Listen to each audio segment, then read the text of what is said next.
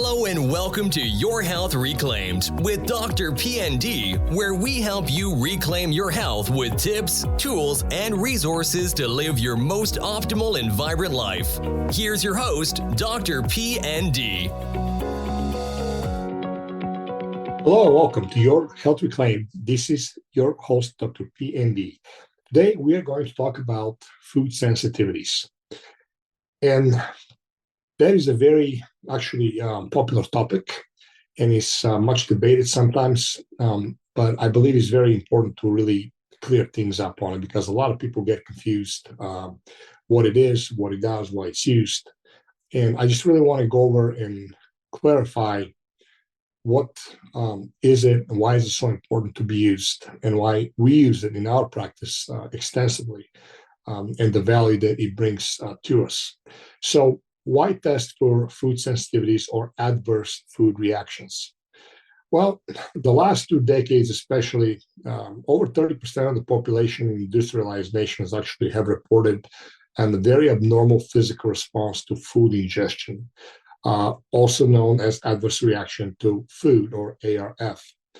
Over 60 of patients with functional gastrointestinal disorders report food reaction symptoms. It is often challenging to differentiate, honestly, food allergy from other adverse food reactions because their symptom presentation in general may be literally indistinguishable.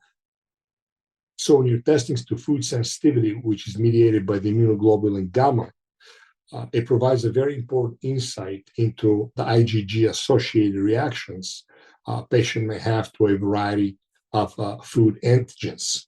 So here's a hierarchy of adverse food reaction, basically immune versus non-immune mediated food reactions. So when somebody has an adverse food reaction, is either immune mediated or non-immune mediated. If it's immune mediated, it's going to be either a food allergy, food sensitivity, or something like celiac disease. If it's food allergy, is going to be either IgE mediated or non-IgE mediated. If it's a food sensitivity, it's always going to be IgG mediated, aka food sensitivity. If it's non-immune mediated, it can be a toxin, it can be a food intolerance, which is not the same thing as a food sensitivity. And if you have somebody who has food intolerance, that can be enzyme deficiency, like lactose intolerance. That is a perfect example of food intolerance because they're deficient or absent completely of the lactase enzyme that digests lactose from milk. It can be a pharmacological or it can be also histamine intolerance. So from all those I mentioned, again, a lot of the symptoms can be completely indistinguishable because they cross over all the time. So the person really has no idea what they have unless they test. That's why testing is extremely important. When somebody comes to me with GI issues, and especially if they have seasonal allergies or other allergies or symptoms, I always test for 3 things: food allergy, environmental allergies, which is an allergy, IgG food sensitivities, and also histamine intolerance, which is extremely important. Because again, if somebody has histamine intolerance, they're going to have a lot of those crossover symptoms. And sometimes people will have all 3. So that is the best way to know what foods your person is allergic to, what foods they're sensitive to, and what foods they have intolerance to due to either enzymatic deficiency, histamine intolerance, or pharmacological agents. The histamine intolerance is always going to be the most common one. Pretty much a lot of people will have. Some people have 1, 2, or all 3. It's not uncommon to see all 3 aspects of that. So let's talk about the food sensitivity, which is mediated by the IgG immune response. So the IgG, which stands for immunoglobulin gamma, is the most abundant immunoglobulin in the serum of the blood. And, when you test for that, the test that we use, it's a comprehensive test that we use, the gold standard in the industry. It measures the total IgG, which includes what's called 4 subtypes. It's IgG, IgG2, 3, and 4. So the half-life of the IgG in the serum is approximately 30 days or so, but this is, again, can be highly individualized. So when you have elevated IgG antibodies, they can promote systemic or whole body inflammation, which may lead to a variety of symptoms. And a lot of times those symptoms are very unrelatable and or what they call mystery. That's why people have symptoms, they go to a doctor or doctors back and forth, and they cannot really find anything.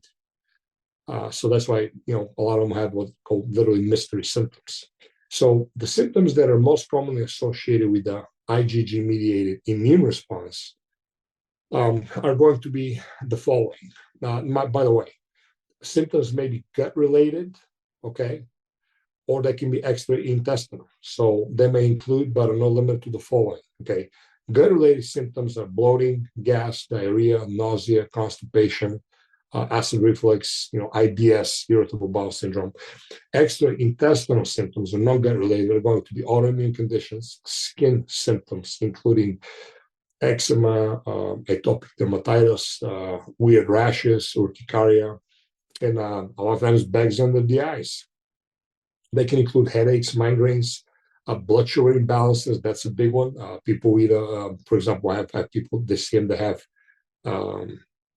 food sensitivity severely to oatmeal. Well, oatmeal is healthy, right? If you're buying organic, sprouted, non-GMO, glyphosate-free oatmeal, which is obviously extremely healthy, that's great. But if you're sensitive to it, it can be a problem. I had people that eat that and they'll have their blood sugar crash. It will cause a spike and then a very drastic drop of blood sugar, and they'll feel lightheaded and typical, symptomology of, hypoglycemia. And that is because they have actually food sensitivities. Musculoskeletal and joint pain and discomfort, food cravings. A lot of them are also behavioral symptoms, and you see that a lot with children. Things like anxiety, attention deficit hyperactivity, can be ADHD, ADD, mood swings are big, and also autism spectrum disorder as well, which a lot of those, are present in autistic children. And oftentimes you can see a drastic improvement in behavior when you address the food sensitivities. So these are the symptoms. Okay, so let's talk about a little bit of the clinical considerations and what are the therapeutic approaches. Well, the first is going to be obviously test, don't guess, test and find out what is it that you're sensitive to, right? The food sensitivities, what foods and environment factors you're allergic to, and if you have histamine intolerance. So since we're talking about the food sensitivity here strictly, obviously you're going to do an elimination diet, right? So we have to, once we have the results from those tests, we design a highly individualized elimination diet, and people don't have to guess what they can and cannot eat.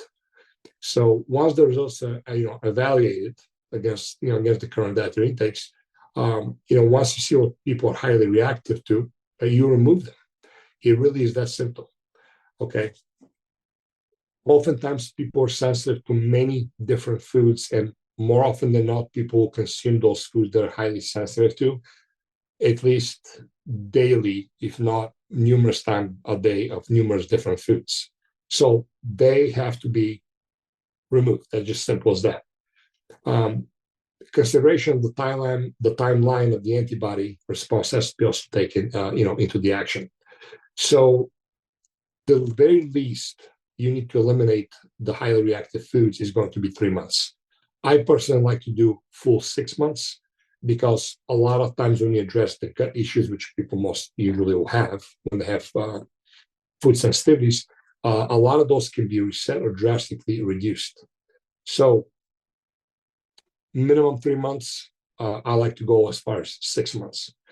Then, okay, in the meantime, of course, there's going to be an issue created for people, and that issue is going to be, okay, well, what do I eat?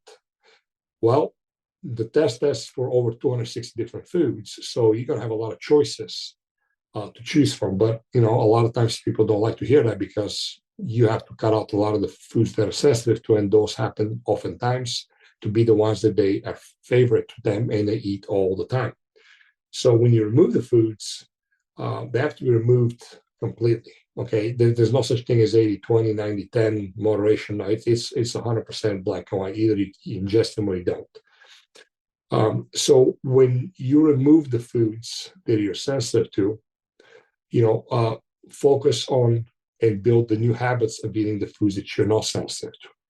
A lot of times a person might be sensitive to eggs, okay, chicken eggs, but they might not be sensitive to quail or duck eggs.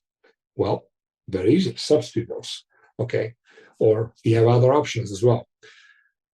A lot of times on the test, will also show you have the severe sensitivity, you have the moderate sensitivity, and you have the low to no sensitivity.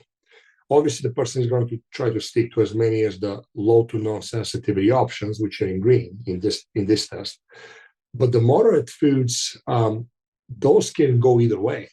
If somebody does not have, they're generally healthy, they don't have any substantial digestive issues, they don't have IBD, like inflammatory bowel disease of some kind, and they eliminate all the red foods, the highly sensitive foods, they can usually introduce and continue to eat, the moderate sensitive foods, about 1 to 2 of those foods a day, depending on what they like to do.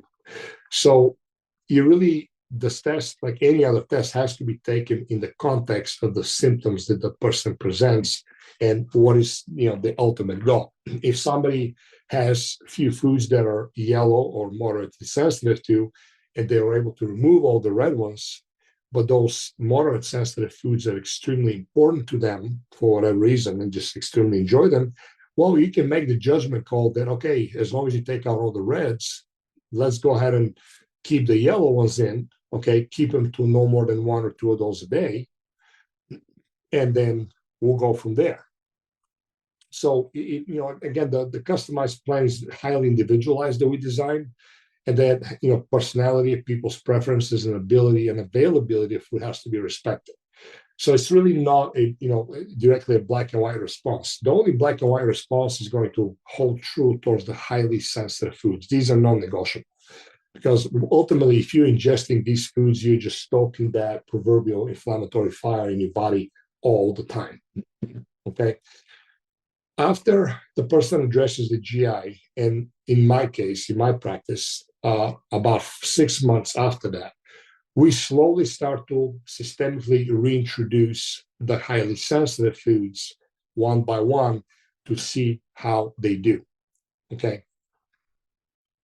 Once we're able to tolerate those foods really well and people are able to thrive, and we make sure that those foods are well tolerated again, at that point, we can retest to see if there's any residual foods that they're not tolerating well, and to confirm that the ones that they're able to introduce without any problems into the diet, if they still are, if they're no longer, highly reactive to. It all depends. If somebody is feeling great, they address their gut issues, they're able to one by one introduce those foods and they feel great. Oftentimes, there's not even a need to test or to retest. But if not, it's hit and miss, then obviously a retesting is definitely called for. But the bottom line is that a lot of the highly sensitivity foods, when you heal the gut issue, you will be able to reset those and they're no longer bothersome. At least they're going to go down to moderate sensitivity in the yellow. So digestive support, gut healing, and additional workout. So in addition to implementing, the individualized elimination diet on the person, additional digestive support will almost always is going to be needed. Here's the deal. If someone has an IgG-mediated immune response, aka food sensitivities, these people almost always are going to have need for support and gut healing, because the consequence of a poor gut health, poor digestion, and this biosis inflammation, all of which will result in intestinal permeability and loss of oral tolerance to foods, will have to be addressed. Ultimately, you'll never see somebody with a lot of high reactivity foods have a fully healthy, functional gastrointestinal system. That will never happen. You might have somebody who has a 2 or 3 or 1 or 2 highly reactive foods, and that's it. And they have absolutely no problem whatsoever. And they don't have digestive issues or very low-grade digestive issues. But people that light up like a Christmas tree and have highly reactive foods all over the place, those folks will almost always, without fail, have substantial gastrointestinal issues that need to be fixed. So again, it's always best to test and not guess. That is just extremely important. So digestion has to be addressed. It has to be improved. Okay, that just goes without fail. Oftentimes, people also have very high gut hyperpermeability, aka intestinal permeability, aka leaky gut, what people call. So that again just has to be addressed because really, no healing, proper healing can take place. So I just wanted to really bring this, important issue because a lot of people miss the boat. Okay, they really do. Eliminating a diet, doing an elimination diet by yourself seldomly works because the problem also with food sensitivities is that most often the symptoms will propagate anywhere from 24 all the way down to 96 hours later. So say you ate an egg, okay, a dish with eggs or eggs, and you might not even eat those every single day, but you ate it. And then 24 hours later, a day later, 2 days later, you get some kind of symptoms, gas, bloating, digestion, your skin breaks out, you feel moody, you have fatigue, and explain fatigue. You really have no idea what caused that. Well, if it's a gut-related symptom, okay, just like gas or bloating, you might think that it was something you just recently ate, like is your last meal or perhaps the night before. And you will have no idea of knowing that it was that food that did that in. So you have to be able to guess, test and not guess. That is the worst things. The elimination diets that a lot of people do, these were needed because the technology up until really 15 years ago did not really exist. The technology has drastically improved with the specificity and the accuracy that is available nowadays. Probably about 7-8 years ago, really started to take off and really improve. And also those tests became much cheaper and much easier, to implement. So it's really important, again, to test for those and to understand the importance of food sensitivities. So remember, when you have an adverse food reaction, okay, whatever that might be, they can be immune-mediated, non-immune mediated, okay? If it's non-immune mediated, it's going to be an enzyme deficiency or some kind of food intolerance, enzyme deficiency, pharmacological, and or a histamine intolerance. If it's immune mediated, it's going to be food allergy, food sensitivity, or celiac disease. Okay. So when we test in my clinic, I always look for food allergies at the same time with food sensitivities, and also at the same time with histamine intolerance patterns. And all those three get tested to be able to see what's going on. And whatever foods test at high sensitivity, those have to be eliminated. Allergies are simpler to catch. Most people, give or take, will know what they're allergic to. But oftentimes, if it's an environmental allergy or it's a food that people don't really eat a lot, they might have low-grade or mid-grade allergies. That's different. Those two have to be removed. Have to be addressed to the best of the person's ability. But the food sensitivity is really the most important one that has to be respected. So this is it for today. I just wanted to make you guys aware of why it's important to test for food sensitivities and look into immunoglobulin gamma or IgG-mediated immune response in the person. If you guys have any questions, please go to our website and connect with us, drpnd.com. We offer tests. We drop shipping directly to your home. They're easy. You do them at home. It's a really quick and easy collection sample. You call FedEx. They can pick it up right from your door. You can drop it off to your nearest FedEx location. The results usually take about 10, 12 business days. And you will absolutely have no guessing to do whatsoever of what is it that you should or you should not eat. So remember, test and don't guess. Thank you so much for your time today. I really enjoyed it. And until next time, guys, have a great, healthy, blessed day. Thank you for your valuable time and for listening to the Your Health Reclaimed podcast with Dr. PND. Be sure to hit the subscribe button and share this episode with a person you know it can help. If we can help you in any way, or you would like to connect with Dr. PND, please visit drpnd.com. That's drpnd.com.